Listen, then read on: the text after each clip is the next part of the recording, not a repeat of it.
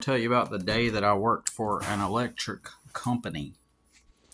For a day, I worked for an electric company in the city over just north of where I live. Well, their office was in a little strip plaza.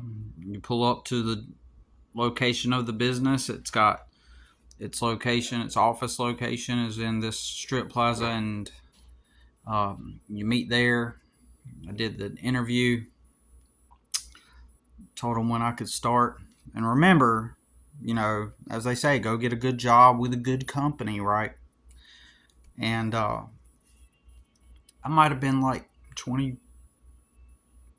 Oh, yeah, I was 25. Because I had custody of my siblings and I was trying to look for work. Um, no. I don't remember, but I had a truck, and so they had company vehicles, right? So I don't know if it was before I had them or after. Either way, I had a truck. It doesn't matter. So, um, and so when you go into these interviews and you do the interview, oh, you're in this profession. It's an authority. The electric company. It's like a fixture in the reality in society. The electric company. It just exists. Some authority bestowed the authority down upon the owner to be in charge of all the electric stuff in the society, and it just exists, and it's one of the authorities. Like when you're in school and they tell you it's, like someday you will get a job. The indirect message that they're telling you is just like here we got the teacher, I'm your authority, and those teachers are authorities, and the principal is the authority. When you become a grown-up, there's going to be these other authorities out there, and they're going to just like we give you tasks, they're going to give you tasks, and you're going to get paid money so that you can live your life, right? So that's the idea. All right, so anyways, that's a joke. That's a lie. Get sucked up into the system.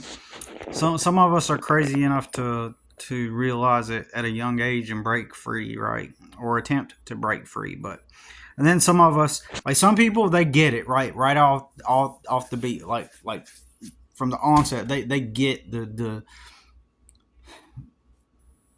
fortunate for them, they wake up early, they see it for what it is, or they grow up in families where their mom and dad owns a business or something, and so it's just to them that's just normal life.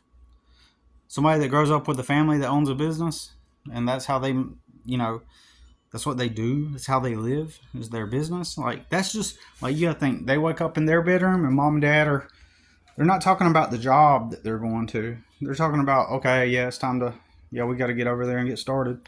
It's normal. But the average layman, it's a like a reality so far removed from their, from their awareness. They're not even thinking about how, these places where they go get jobs at are merely just their peers started a business. That's it. No different than it's the grown-up version of that kid Mikey down the street who, you wake up one morning, you look out your door and you see that he's got a lemonade stand out by the front yard. Him and his little sister, they're selling lemonade. When you apply any business, no matter how big it is, that's all you're doing. You're just going to help someone with their adult version of a lemonade stand. It doesn't matter if you're It doesn't matter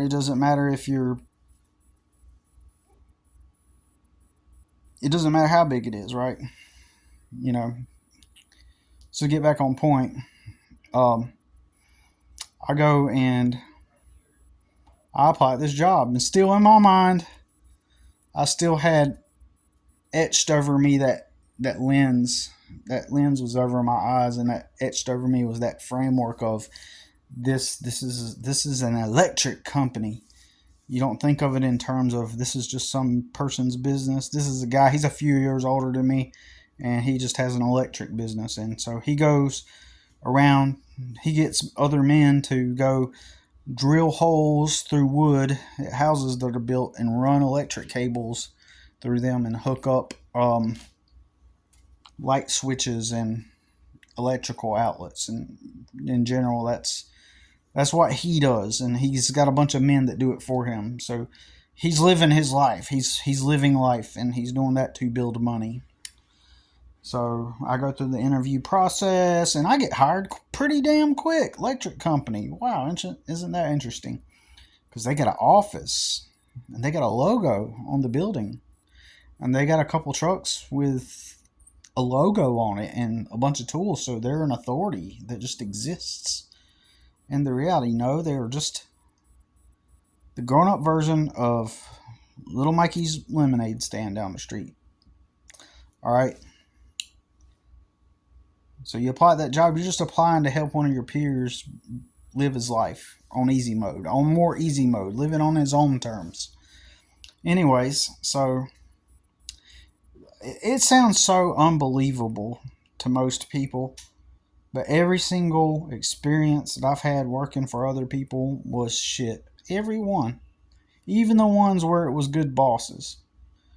Now, a good boss will dramatically change your work experience. One of my best experiences was working for the guy that had a portable toilets for, construction sites and events. He had portable restrooms. And that was one of the best bosses that I ever had. Really nice.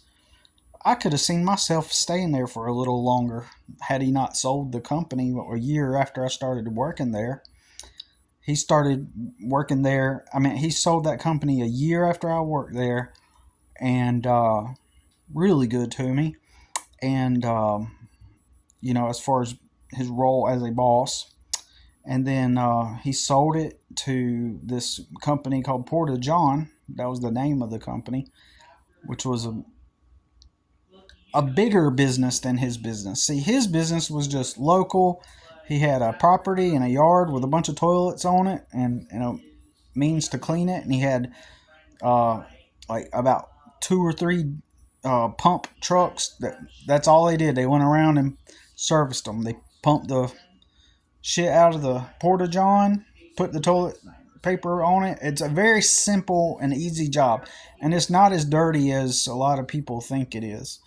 It's actually not really that dirty. It's not really a dirty job, and it's really simple. You just go and you turn the pump on and stick the tube down into the Porta John, and that tube just sucks it all out. It goes into the truck. You turn the pump off, and then you got another thing, hose with the water, and you fill it back up, and you add some chemical to it, replace the toilet paper, put some hand sanitizer in there, and you're good. It's actually cleaner than you might think, but it's just the idea of it, right? It's the idea and the concept of it that, and it's going to carry some stigma, but it was a good job as far as as far as how really simple it was, and just the work experience due to the boss. So that boss made a Porta John business, a portable toilet business. He made it good, right? That kind of atmosphere. The fellas that worked there, they were good. Like one of their long-term drivers, he was just very, quiet to himself, friendly. He came in, did his job. There was this old man that worked there part-time, and he was a little obnoxious, to be real with you, but he was also nice, and he wasn't that bad. He was a cool dude. He wasn't even that bad. He was an old man and lived in an old mill house in the next county over with his wife, and he had been in that business all of his life. That's what he did. Porta Johns, worked for Porta John companies. Interestingly, but and I can see why. I can see the appeal because it was so so pretty simple, so simple, right? Such a simple type of company, and so it was him, and then we had two Hispanic dudes there, a guy named Oscar, and then man, I can't remember the other guy's name. I can't remember his name, man. Jeez, man, it sucks. I think it was Jorge. Yeah, it was Jorge, because because the old man used to go, "Hey, Jorge, Jorge." Anyways, he and I became good work friends, and his job mainly was to clean the toilets. That's just what he did. He cleaned the toilets, and and even that, if you do it right and you wear the proper suit and mask, it's not like you're getting shit on yourself or nothing. I mean, it was pretty clean, type of way that we went about it. Um, and so the owner sold that business, right? That wasn't his main business. Like, he had a bigger business. He did concrete, like concrete slabs for new buildings that are being set up, and he had a lot of contracts with the local theme park in the area where he would go and they'd tell him what they're building, and they would go pour the concrete for it. New roller coaster coming, pour the concrete for it, stuff like that. So when he was selling the business, I was still young, and the idea of going to do concrete did not appeal to me. So I didn't even ask about it. I didn't even ask him, and I never crossed my mind to even ask him. Can I go work for your other company? Never thought of it. So, anyways, he sells that property to Porta John a year after I start working there, and when Porta John came in, I automatically could tell it was a bigger company than this small company of 4 or 5 employees that he currently had with the portable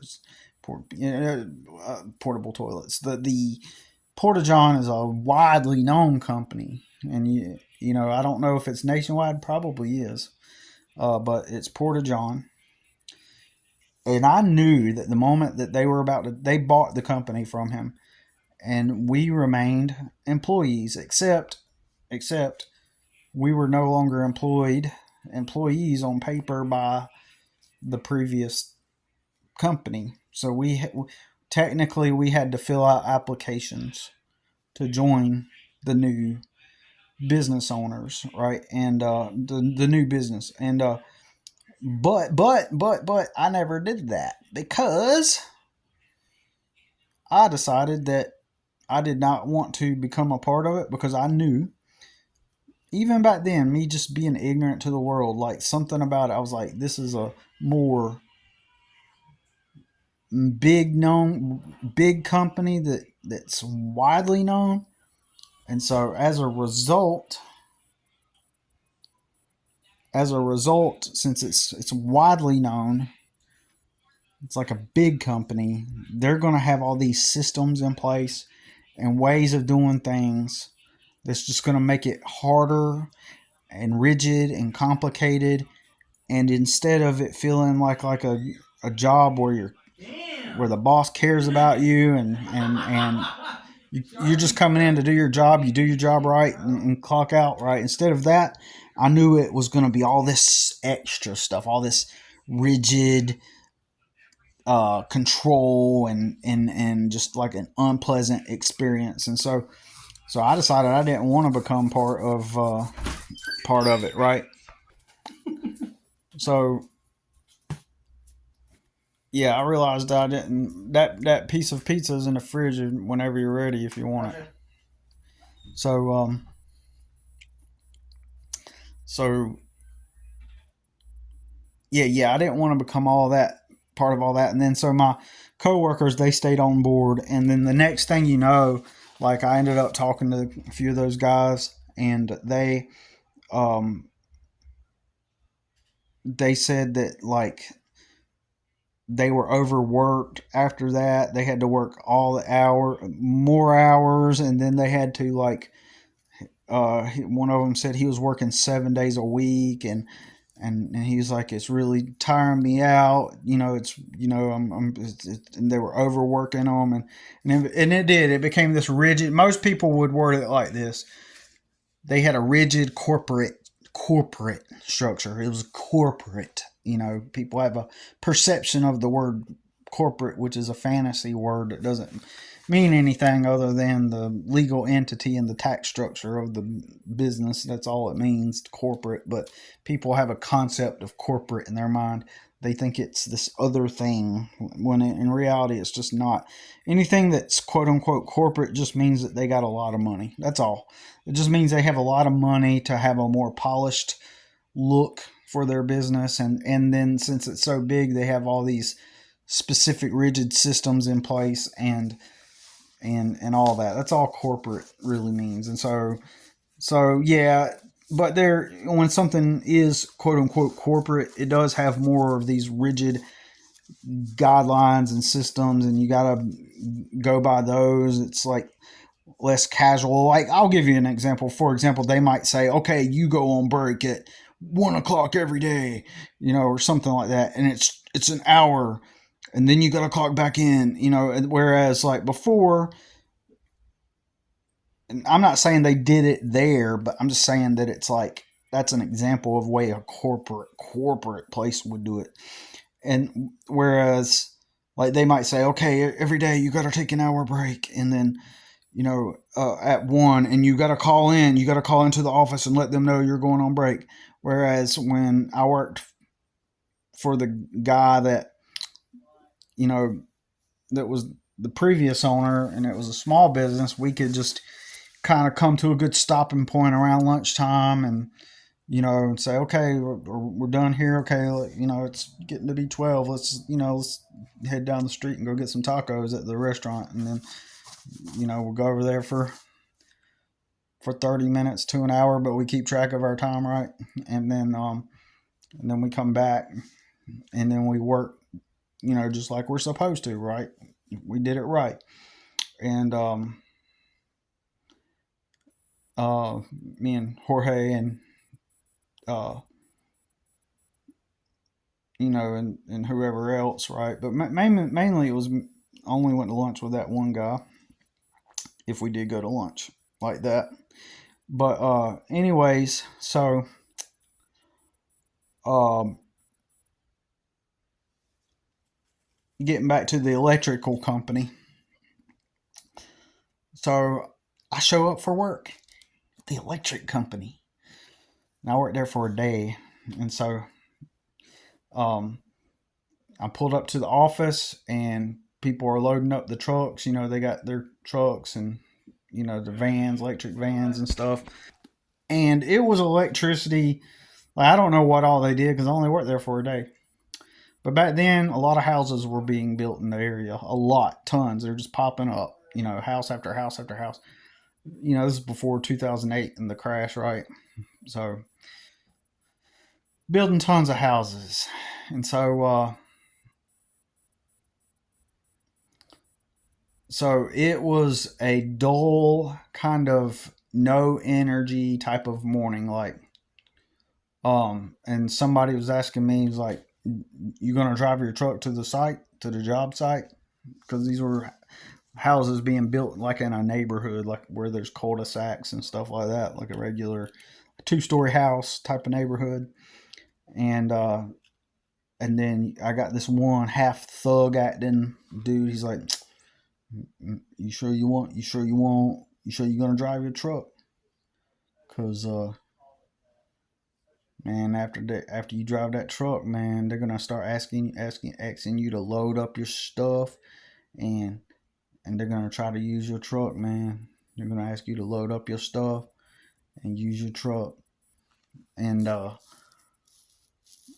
just kind of ignored him because he was one of these wannabe thug gangster, types, and I just figured he was just stupid, or like, I'm used to those types, like always, like they want to fuck around with people, So I didn't know how to take it, and how to. But anyways, so he was just this wannabe, half wannabe. He wasn't all out, gangster, but he was just like semi. I don't know how to explain it, but anyways, so and if I'm not mistaken, he didn't have a license or something. Anyways, so you know, and I'm like, sure, like I think I'll just drive my truck, over there, um, to the job site, and then so get over there, and the supervisor of that job site left me and the gangster thug wannabe dude there, um, at the site, and the supervisor's like, yeah, just tell him what to do, tell him how to do it. So I had to work around this guy, smell his nasty cigarettes, and and he just told me how to do it, but for the most part, he didn't even tell me how to do it. He just like, you just man, drill a hole, just do this, and then you pull the cable through. I really didn't know what the fuck I was doing, really. I mean, just poor lack of communication. Just they just dropped us off at, just told us like, oh, here you are, and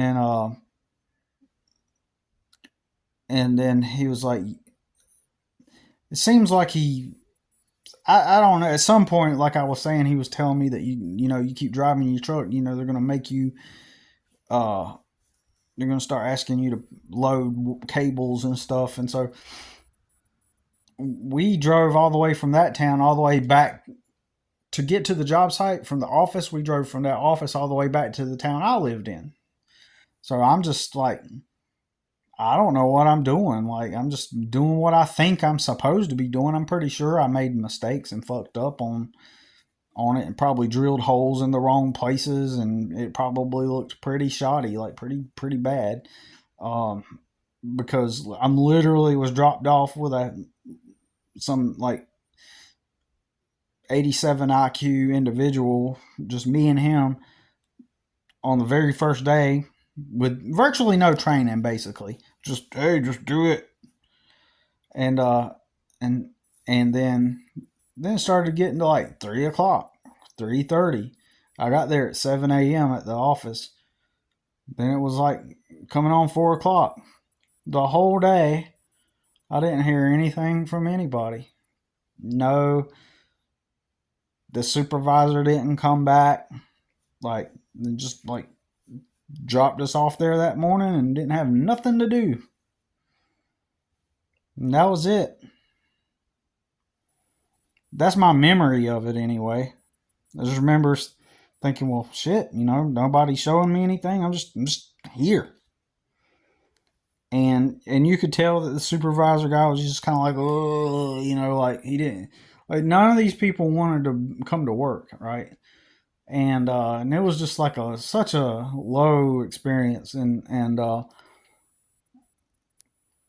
needless to say, well, I'm going to say it, like I never went back. I left. I didn't even care about a paycheck, you know. I just I know I wasted a day, and I could have went back and argued and said, hey, I worked today, I deserve a paycheck. I didn't even see it worth fighting for. Now some people will be like, oh, if I worked today like that, oh, it wasn't even worth it. It wasn't even worth it. I just considered it a good learning experience, and even today, I stand on that. It was a learning experience. That entry level jobs where you're around a bunch of dumb fucks, entry level, the jobs that are easiest to get, most of the time you're just going to be around a bunch of fucking idiots, and it strengthens my resolve to never work for other people, because that's the kind of stupid shit that you encounter at the bottom of the socioeconomic scale, right? And I just never went back. There was no point, no communication, and they didn't. Nobody at the office that morning say, okay, this is the time you leave, or no word. I didn't know anything, and so I just fuck that place, right? Um, So similarly, I drove like 45 minutes to an hour away up and on the other side of Charlotte, North Carolina, and I found myself inside of this large office complex.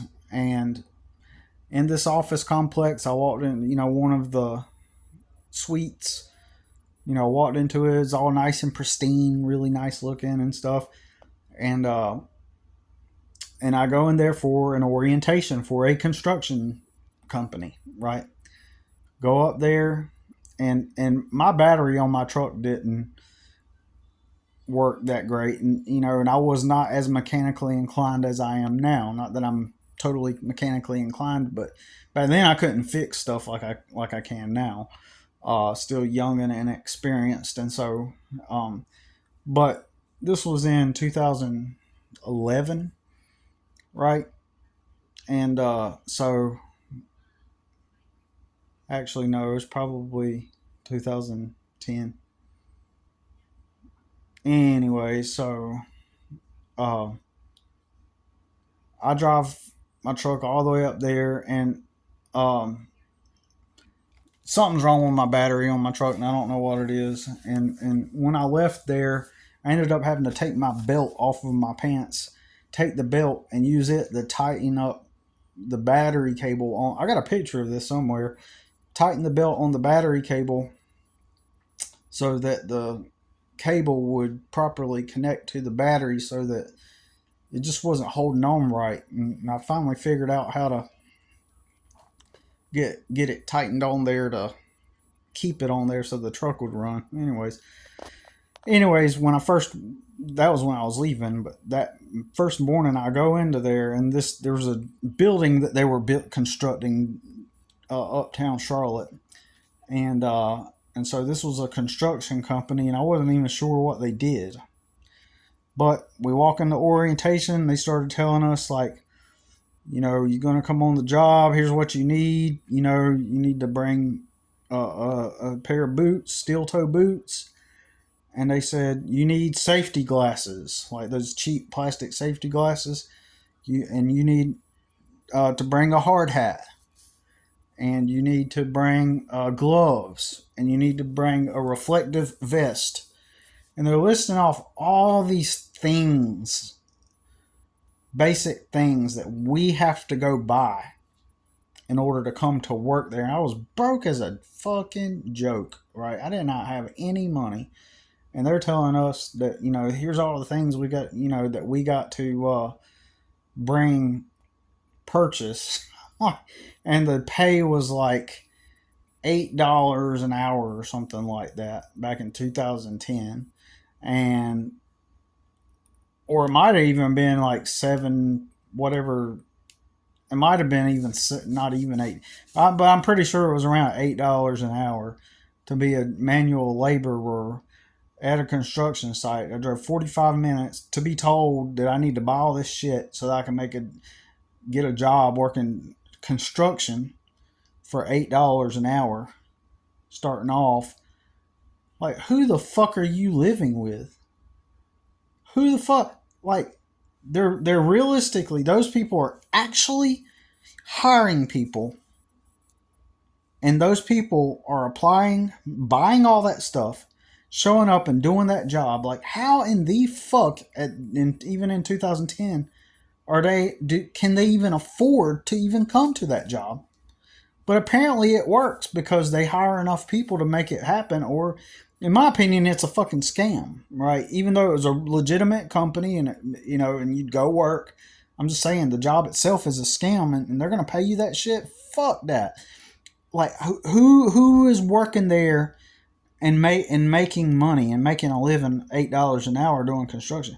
Who is actually making money?